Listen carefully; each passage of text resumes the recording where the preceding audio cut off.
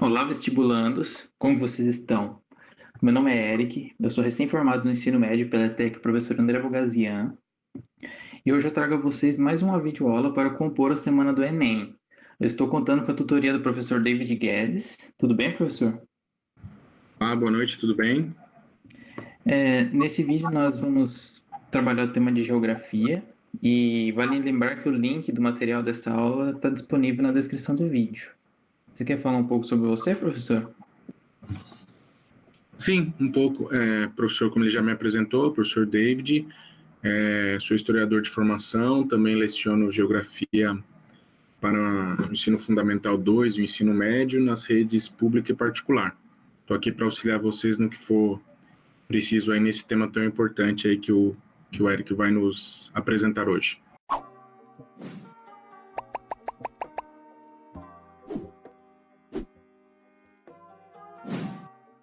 O tema que nós trabalharemos hoje é a globalização, mas afinal, o que é a globalização?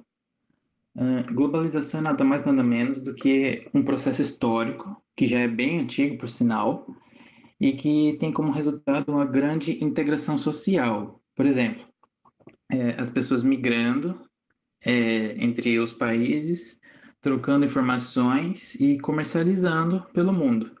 Também há a integração social, né? São, por exemplo, artistas compartilhando seu trabalho por todo o globo. E também a integração econômica, que podemos citar como um exemplo as empresas que possuem sedes em diversos países. E uma nova questão é o que motiva a tal globalização?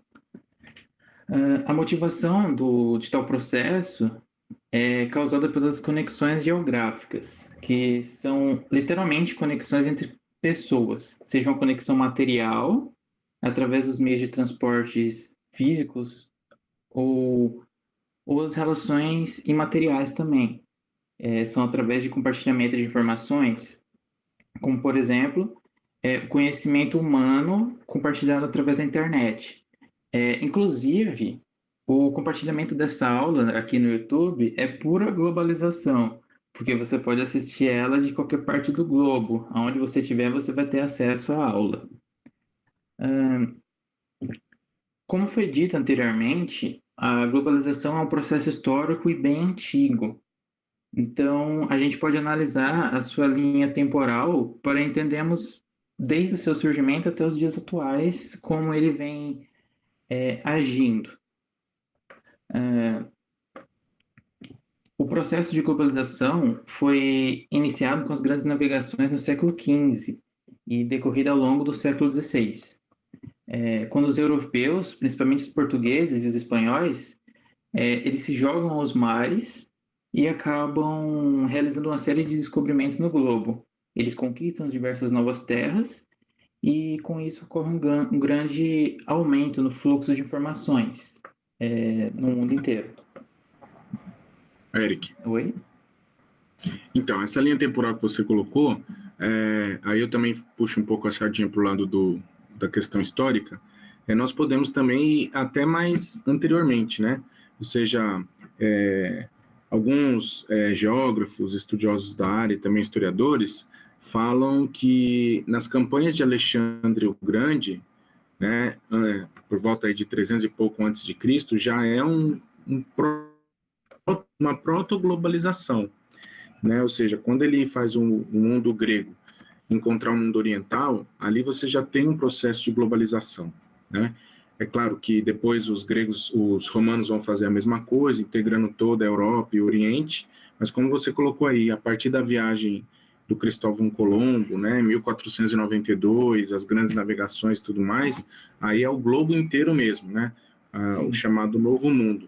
E aí com interesses econômicos, né, de trocas comerciais, claro, sempre com um lado europeu dominando essas trocas comerciais. Sim. Bom, também é interessante a gente citar a Revolução Técnico-Científica Informacional, já bem mais recente do que isso que a gente está falando, já no século XX, principalmente na década de 1970. que também é conhecida como a terceira revolução industrial, né? Essa revolução trouxe diversas evoluções na ciência, nos transportes, nas telecomunicações e na indústria. Entre outras áreas também, foram várias. Nesse período houve um grande avanço nas técnicas de mão de obra e também um grande avanço na produção de conhecimento científico. Aliás, essa revolução também foi um dos principais combustíveis para o desenvolvimento do capitalismo moderno. Quer falar algo sobre isso, professor? Sim, então, assim, o mundo moderno, ele, vamos dizer assim, ele é inaugurado com a viagem do Colombo, né? Então, quando a Europa encontra o que eles chamavam de Índia na época, mas que nós conhecemos, obviamente, como América, você tem início aí a época moderna. Então, o mundo moderno e a globalização, como a gente conhece hoje, foi motivada não por, como eu posso dizer, não foi um ato benemérito, né? Interesses comerciais, interesses econômicos. E duas coisas que você falou muito importantes, que precisam ser lembradas, que são fundamentais para a globalização, né? A revolução nos transportes e a revolução nas comunicações, né? Então, se nós imaginarmos que até pouco tempo atrás, para nos comunicarmos, sei lá, com um amigo, um parente, um conhecido no Japão, levavam meses, né, até a carta ir e depois voltar. Agora, instantaneamente, a gente já tem uma comunicação. E o transporte também, essa revolução técnico-científica informacional que você coloca aí, ela faz referência a esses dois eixos, sem os quais a globalização não teria alcançado esse nível que nós temos hoje, né, que é a evolução nos transportes e nas comunicações. Sim. Também na época das grandes navegações, para vir daqui do Brasil lá para a Europa, eram meses, né? E agora, atualmente, é rápido. Isso é o avanço da globalização, né? Isso, e só uma coisinha antes de você continuar, a gente tem que entender que cada povo, né, cada nação, né, cada país, ele desempenha um papel nesse jogo chamado globalização. Né? Então, o Brasil, por exemplo, qual o papel na globalização? Fornecedor, né, de matérias-primas e riquezas para o centro da globalização, que é, no caso, primeiramente a Europa Ocidental, posteriormente Estados Unidos, né? Esses dois eixos aí. Então, assim, como colocado em vários livros sobre o assunto, o Milton Santos, um geógrafo muito renomado, diz sempre, cada um tem o seu lugar. A globalização, ela é vendida como algo benéfico, mas a gente sabe que nem todos os países, e mesmo dentro de cada país, nem todos os segmentos da sociedade se beneficiam da mesma forma. Sim. Nesse período que a gente está tratando, a gente está falando de um período onde o mundo ainda era dividido, né? No mundo capitalista e no mundo socialista. E então ainda não havia uma globalização completa, né? Então é aí que entra o próximo ponto do slide, seria a nova organização mundial. Às vezes ela é também chamada de nova ordem mundial e em alguns materiais de estudo. Essa fase da globalização, ela contém o fim da Guerra Fria, a, a queda do Muro de Berlim e o fim da União Soviética. No caso, que eram países mais contrários à globalização, que dificultavam um pouco mais. Aí, com o fim desses três eventos que eu disse, eles acabaram se abrindo um pouco mais e possibilitando uma maior globalização entre os países. E também, por fim, né, nos dias atuais, nós podemos dizer que estamos passando por mais um momento decisivo da globalização. Nós estamos vivendo a quarta revolução industrial, que seria a indústria 4.0 também. Ela pode ser chamada dessas duas formas. É um momento que tecnologias da inteligência artificial e dos supercomputadores estão sendo desenvolvidas, possibilitando um imenso salto na automação e na velocidade do processamento de informações. Isso. Eric. Oi? Então, sobre isso que você está falando, era muito interessante, com mais tempo depois, né, os alunos tomarem conhecimento do trabalho de alguns especialistas, e historiadores também, como Yuval Noah Harari, principalmente no livro que ele fala sobre Homo Deus, chamado Homo Deus, que ele fala justamente disso que você está falando. O próximo passo da globalização é transformar uma grande quantidade, a imensa maioria da população humana, em seres, vamos dizer assim, descartáveis do ponto de vista econômico, industrial, né? Pessoas que já não terão função. Então, é preciso que as profissões sejam reinventadas, né? Os profissionais se reinventem, porque o caminho da globalização, principalmente quanto mais a tecnologia, a informação e os transportes evoluem, mas a mão de obra pode ficar obsoleta. Esse é um dos problemas aí da globalização. Sim, e o que a gente vai falar um pouco mais para frente sobre os problemas, e isso gera muito mais desigualdade, né? Isso. É interessante que a globalização no início ela se vende como algo bom para todos, né? Sim, Agora você vai usar roupas igual aos estadunidenses, você vai comer comida da Tailândia, você vai assistir filmes da Indonésia, né? Então, num primeiro momento, ela parece ser só boa, né? Mas depois, com o passar do tempo, a gente vai ver que ela não é tão bonita assim. O verniz dela esconde algumas coisas que são bem problemáticas. sim. Também é característico da nossa atualidade a inserção da tecnologia 5G, né? Que é um grande avanço também na velocidade do processamento da internet. É outra característica da indústria 4.0. E como último tópico da apresentação, como a gente acabou de dizer, eu gostaria de mostrar que nem tudo que parece ser perfeito realmente é. A globalização é um processo que traz consigo algumas consequências que podem ser consideradas como problemas até. Um exemplo é a desigualdade social, tanto internamente nos países, quanto entre os próprios países externamente, no qual países mais desenvolvidos possuem um maior poder geopolítico sobre os outros. Internamente, também tem a desigualdade. Por exemplo, o desenvolvimento dos transportes, com o desenvolvimento dos transportes e os meios de comunicação, os serviços acabam se encarecendo, né? E cobrindo apenas uma faixa da sociedade que possui um maior poder aquisitivo. Outro exemplo também é a cultura mundial padronizada, é o que você disse, professor. Todo mundo já deve ter visto, ouvido falar de alguma franquia do McDonald's, um restaurante asiático no bairro, uma propaganda da Coca-Cola, um filme norte-americano na televisão, um anime, enfim. O que ocorre é uma grande disseminação de culturas que acaba criando um padrão nas sociedades. As pessoas se vestem igualmente, comem as mesmas coisas, compram das mesmas marcas e a cultura regional acaba perdendo um pouco da sua força, né? O Eric, então, quando você fala em cultura mundial padronizada, é padronizada sempre com a predominância, né, dos mercados economicamente mais desenvolvidos.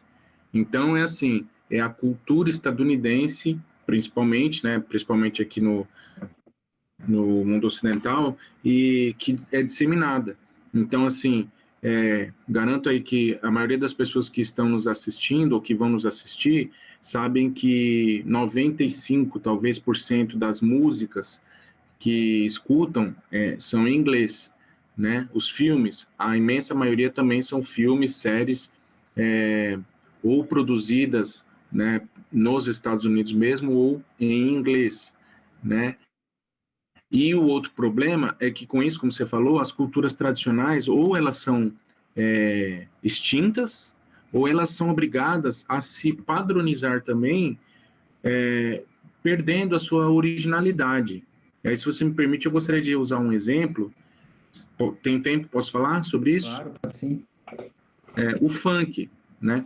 O funk, quando ele surge, né, nos morros cariocas, principalmente, ele é uma música de protesto, né? Onde, se vocês buscarem os funks mais antigos, né, você tem a pauta das músicas, geralmente são críticas sociais, né? Problemas das comunidades, anseios, né, das populações que produzem essa música. E eu digo, quando ela desce o morro, vamos dizer assim, quando o funk desce o morro, ele se padroniza para atender as pessoas que não vivem aquela mesma realidade. Então, o foco das letras muda, né?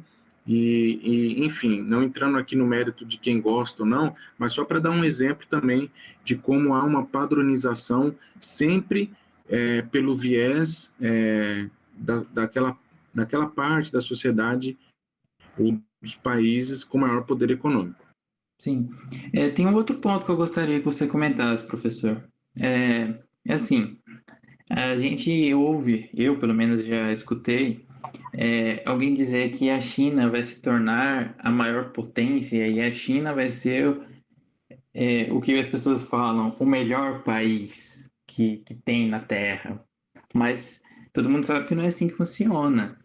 Ah, assim, o monopólio cultural, vamos dizer assim, que os Estados Unidos construiu com as músicas, os filmes, está bem longe. A China está bem longe de bater isso. E assim, ela pode até passar os Estados Unidos economicamente, mas nessa parte cultural e militar, vamos dizer também, tá bem longe, né? E é um processo de longa duração, né? Nós estamos falando aí de 1500 para cá, né? Então, 500 anos até nós chegarmos a esse ponto. Então, não é assim. A China, provavelmente, ainda mais agora com a pandemia, o fato da China ultrapassar economicamente os Estados Unidos deve ocorrer nas próximas décadas, né? Bem antes do que se imaginava. Provavelmente em finais dos anos 2020, 2030. Agora, a cultura é bem diferente. Devemos nos lembrar que muitas vezes o conquistador ele se apropria da cultura do conquistado, né? Então, se nós observarmos, por exemplo, quando os povos bárbaros conquistaram o Império Romano, não obstante, eles não impuseram a cultura bárbara, muito pelo contrário, eles se apropriaram da cultura romana, do latim, da igreja, da religião cristã e um monte de outras coisas. Por quê? Porque a cultura romana se mostrava mais palatável, vamos dizer assim, mais executável do que mudar todo o mundo, né, romano. Então, provavelmente isso pode acontecer. Pode ser que economicamente, até militarmente, a China supere os Estados Unidos, o Ocidente, mas ela se aproprie da cultura ocidental estadunidense e faça aí uma espécie de simbiose, né, sincretismo entre as culturas. Sim. Bom, agora nós podemos ir para algo mais desafiador, né? Eu e o professor David, nós faremos a resolução de 5 questões ligadas ao tema de globalização e elas já apareceram nos vestibulares. Todas as questões e resoluções que foram retiradas do site de toda a matéria. O link com todas as questões vai estar disponível aqui na descrição do vídeo. Aqui temos a primeira questão. Eu vou ler para vocês. Ela é do Enem 2015. Não acho que seja possível identificar a globalização apenas com a criação de uma economia global. Embora este seja seu ponto focal e sua característica mais óbvia, precisamos olhar além da economia. Antes de tudo, a globalização depende da eliminação de obstáculos técnicos, não de obstáculos econômicos. Isso tornou possível organizar a produção e não apenas o comércio, em escala internacional. A pergunta agora. Um fator Eu sou essencial xará, para... Eric. Oi? Desculpa, eu sou xará, né? Eric Hobsbawm, que é um texto do livro dele. Sim. Um fator essencial para a organização da produção na conjuntura destacada no texto é a alternativa A, criação de uniões aduaneiras, alternativa B, difusão de padrões culturais, alternativa C, melhoria na infraestrutura de transportes, alternativa D, supressão das barreiras para comercialização, ou alternativa E, organizações de regras nas relações internacionais. Você pode pausar o vídeo, pensar na questão e responder. Eu irei ler a resposta oficial do Toda Matéria e aqui nós temos já... Oi? Só para explicar, né, entender assim, alguns termos que talvez as pessoas não estejam mais familiarizadas. Por exemplo, união aduaneira, né? Às vezes as pessoas acham... Eu sei, né? Eu já prestei muitas provas assim. Às vezes a pessoa acha que a questão que tem uma palavra ou um termo mais técnico, mais bonito, pode ser a resposta, e mesmo sem saber, né? Então, união aduaneira, que seria? É quando dois ou mais países fazem acordos alfandegários, né? Ou seja, as trocas têm isenção de impostos para produtos que entrem de um país ou de outro, só para deixar claro antes de você mostrar a resposta. Exato. Certo. Então, eu vou ler a resposta oficial do Toda Matéria. A resposta alternativa C, melhoria na infraestrutura de transportes. Ao criar uma rede de transportes eficiente, os custos para exportação diminuem e tornam o princípio da globalização realidade. Por isso, a alternativa C está coerente com o que foi perguntado na questão. Podemos ir para a próxima. Questão 2. Também é do Enem 2015 e eu vou ler. No final do século XX, e em razão dos avanços da ciência, produziu-se um sistema presidido pelas técnicas da informação, que passaram a exercer um papel de elo entre as demais, unindo-as e assegurando ao novo sistema uma presença planetária. O mercado que utiliza esse sistema de técnicas avançadas resulta nessa globalização perversa. Está falando um pouco sobre os pontos negativos. É o Milton Santos, um grande geógrafo brasileiro internacionalmente reconhecido. Seria bom que mais tempo depois vocês conhecerem o trabalho dele mais. Uma consequência para o setor produtivo e outra para o mundo do trabalho, advindas das transformações citadas no texto, estão presentes respectivamente em a. Eliminação das vantagens locacionais e ampliação da legislação laboral. B. Limitação dos fluxos logísticos e fortalecimento de associações sindicais. Alternativa C.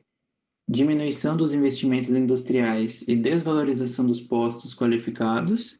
Alternativa D. Concentração das áreas manufatureiras e redução da jornada semanal. Ou alternativa E. Automatização dos processos fabris e aumento dos níveis de desemprego. O pessoal que está assistindo também pode dar uma pausa, responder a questão. E eu gostaria de fazer um adendo que legislação laboral, laboral vem de labor, que significa trabalho, né? Então, legislação laboral são os direitos trabalhistas aí ao longo do tempo. Agora vamos para a resposta. A resposta oficial, fornecida pelo Toda Matéria, diz que a alternativa certa é a E. Automatização dos processos fabris e aumento dos níveis de desemprego. Vou ler a explicação. O texto faz menção aos avanços da ciência, entre aspas, ocorridos com a segunda Revolução Industrial, no final do século XX.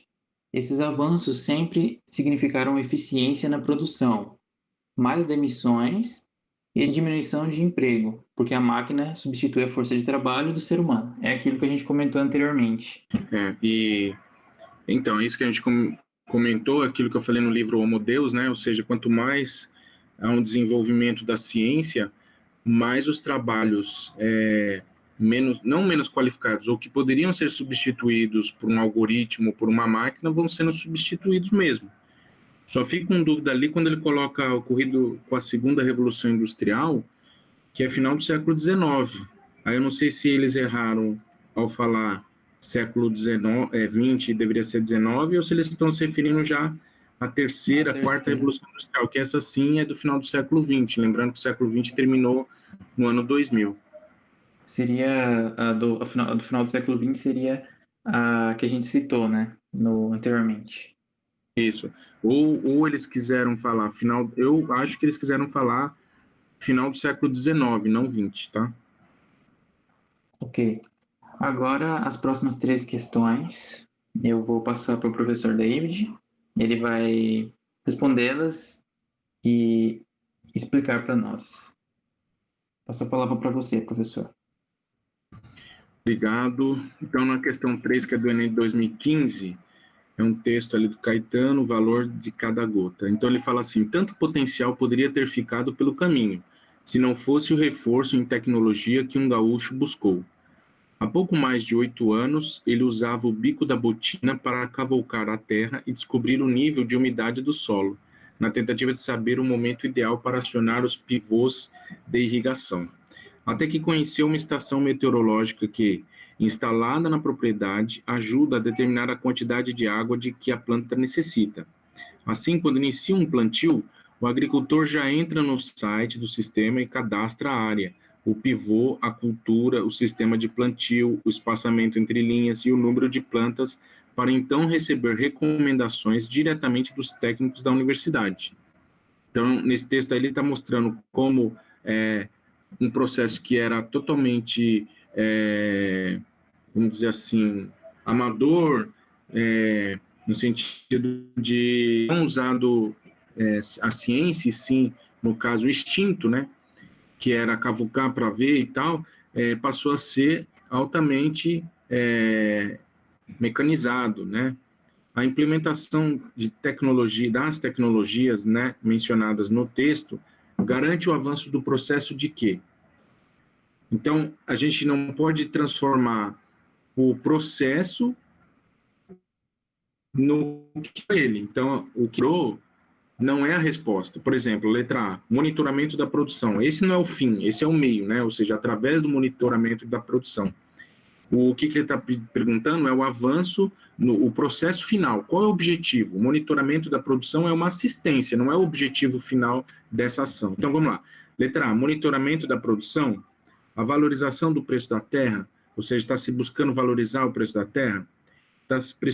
Letra C, correção dos fatores climáticos, ou seja, eu estou querendo corrigir os fatores climáticos? Não, meu interesse é na produção, no plantio. Letra D, divisão de tarefas na propriedade, ou letra E, estabilização da fertilidade do solo? Vamos lá, Eric. Ficamos entre a D e a E. Vou passar então. Alguma opinião sua? Vamos lá. O pessoal pode dar uma parada para responder, dar uma pausa no vídeo.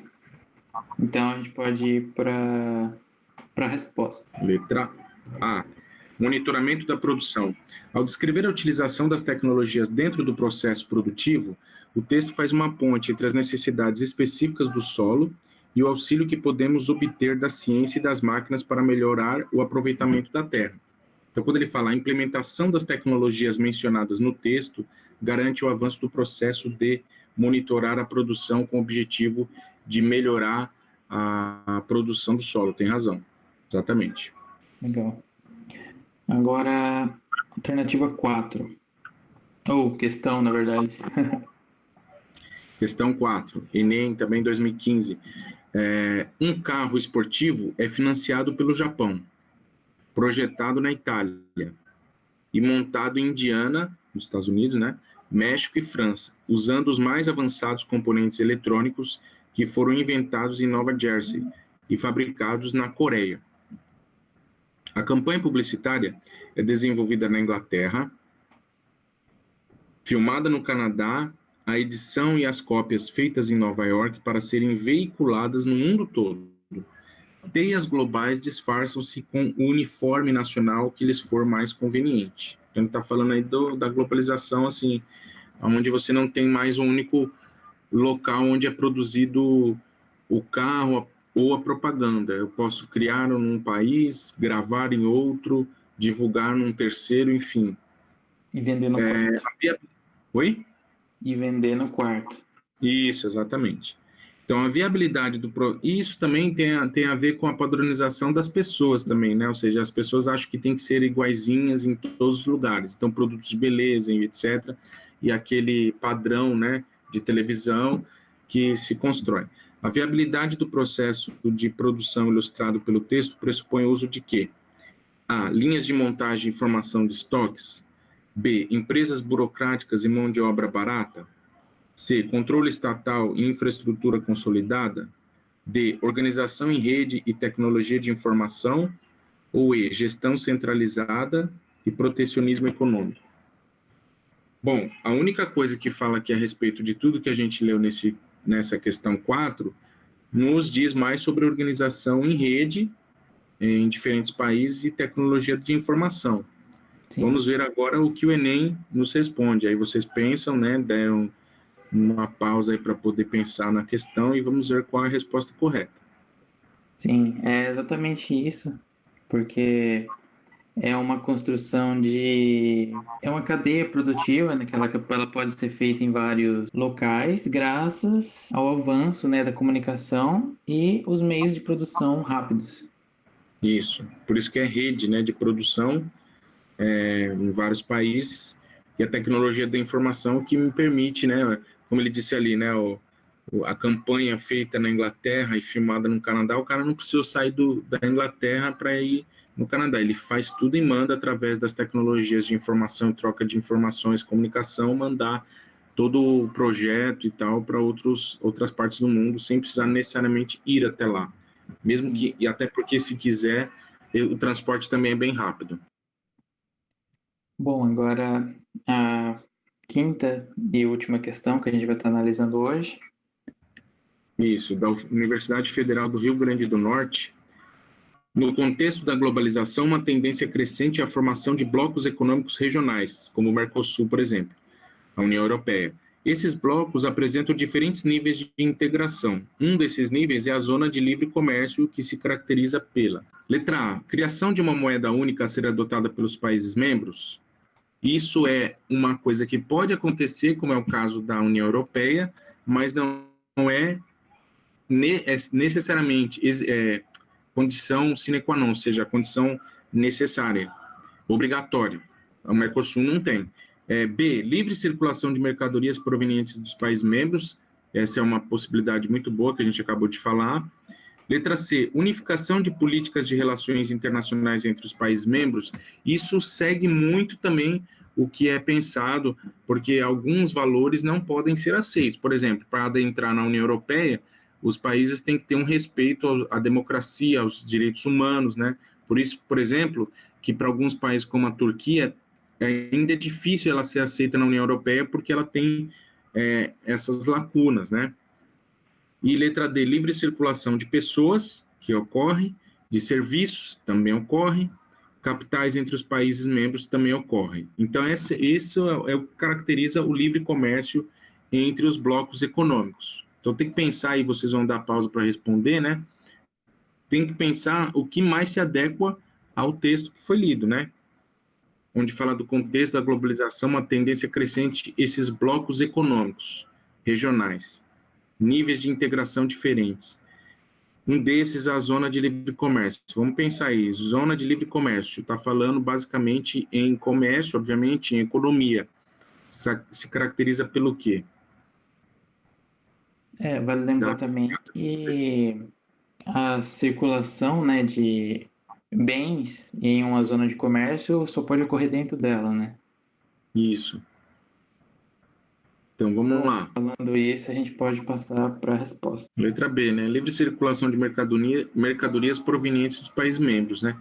Por isso que é aquilo que eu disse, né? Por exemplo, livre circulação de pessoas, como está na letra E, serviços e etc., seria mais do que livre comércio, seria livre circulação de todos os bens e pessoas. Como aqui está falando especificamente de comércio, vai falar de mercadorias, né? Não necessariamente de pessoas, como seria a letra D.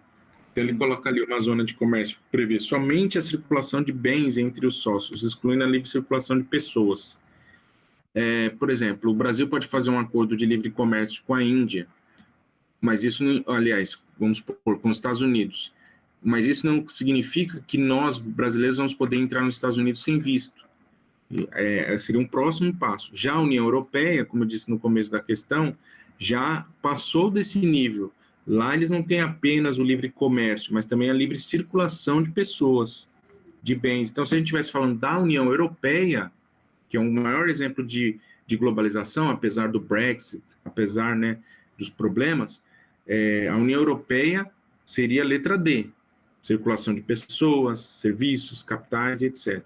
Mas como nós estamos falando de livre comércio, é apenas de mercadorias. Bom, eu acho que a gente chegou ao fim da aula de geografia aqui na semana do Enem. Eu peço que, se você gostou, você deixe um like, se inscreva, compartilhe com seus amigos e deixe um feedback aqui nos comentários sobre o que você achou dessa série de aulas e também dessa aula em específico.